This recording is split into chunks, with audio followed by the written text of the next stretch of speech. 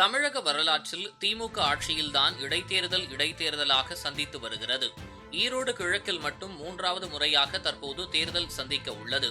சமீபத்தில் EVKS இளங்கோவன் மறைவை தொடர்ந்து ஈரோடு கிழக்கு தொகுதி இடைத்தேர்தல் தேதி அறிவிக்கப்பட்டுள்ளது. இதில் காங்கிரஸ் கட்சி மீண்டும் போட்டியிடும் என எதிர்பார்க்கப்பட்டது.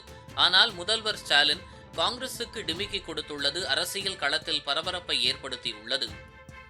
ஈரோடு கிழக்கு சட்டசபை தொகுதி காங்கிரஸ் MLAவாக இருந்த திருமகன் ஈவேரா கடந்த ஆண்டு காலமானார். இதனையடுத்து அந்த தொகுதிக்கு இடைத்தேர்தல் நடந்தது. இதில் திமுக கூட்டணியில் காங்கிரஸ் சார்பில் திருமகன் ஈவேராவின் தந்தையான EVKS இளங்கோவன் போட்டியிட்டு வெற்றி பெற்றார். இந்த நிலையில் திடீர் உடல்நல கோளாறு காரணமாக இளங்கோவன் கடந்த நவம்பர் மாதம் 27ஆம் தேதி சென்னை மணப்பாக்கத்தில் உள்ள மியாட் மருத்துவமனையில் அனுமதிக்கப்பட்டார். அவரது உடல்நிலை தொடர்ந்து மோசமான நிலையில் சிகிச்சை பலனின்றி கடந்த டிசம்பர் 14ஆம் தேதி உயிரிழந்தார். இவரின் மறைவையொட்டி ஈரோடு கிழக்கு சட்டமன்றம் இடைத்தேர்தலாக அறிவிக்கப்பட்டது. இதனையடுத்து தேர்தல் ஆணையம் பிப்ரவரி மாதத்தில் டெல்லி சட்டமன்ற தேர்தல் நடக்கவிருக்கும் நிலையில் அந்த தேர்தலுடன் ஈரோடு கிழக்கு தொகுதிக்கான இடைத்தேர்தல் தேதியும் அறிவிக்கப்பட்டுள்ளது. இன்னும் 3 வாரத்தில் அங்கு தேர்தல் நடக்க இருப்பதால் அங்கு தேர்தல் விதிமுறைகள் அமலுக்கு வந்துள்ளது. திமுக, அதிமுக, பாஜக என அனைத்து கட்சிகளும் வேட்பாளர் குறித்து தீவிர ஆலோசனையில் இறங்கினர்.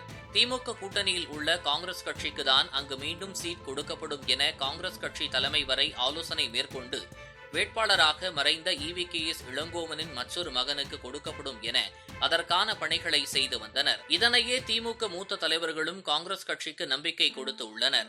ஆனால் இன்று காலை திமுக சார்பில் இருந்து ஈரோடு கிழக்கு தொகுதி இந்தியா கூட்டணி வேட்பாளராக VC சந்திரகுமார் போட்டியிடுவார் என அறிவிக்கப்பட்டுள்ளது.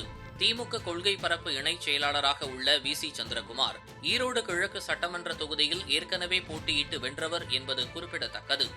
காங்கிரசுக்கு ஒதுக்கப்படும் என கூறப்பட்ட நிலையில் முதல்வரின் நேரடி செலக்ஷன் என்றே கூறப்படுகிறது. சமீபத்தில் ஈரோடு சென்று முதல்வர் இது தொடர்பாக ஆலோசனை மேற்கொண்டதாகவும் கூறப்படுகிறது. இதனையடுத்து செல்வ பெருந்தகை அறிக்கை மூலம் விளக்கமும் அளித்துள்ளார்.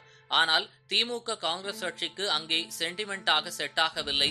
அதன் காரணமாகவும் உதயநிதியின் பரிந்துரையின்படி காங்கிரசுக்கு அங்கு போட்டியிட வேண்டாம் என கூறியதை அடுத்தே காங்கிரசுக்கு மறுக்கப்பட்டதாகவும் கூறப்படுகிறது. இதனால் காங்கிரஸ் கட்சி தேர்தல் பணியில் மந்தமாக செயல்படும் என்றும் சொல்லப்படுகிறது. அதிமுக, பாஜக வேட்பாளரை அடுத்து ஈரோடு இடைத்தேர்தலில் மாற்றம் எதிர்பார்க்கலாம் என்றும் இடைத்தேர்தலுக்கு பிறகு காங்கிரஸ் தனது முடிவை மாற்றலாம் என்றும் அரசியல் வட்டாரத்தில் பேச்சுக்கள் எழுந்துள்ளன.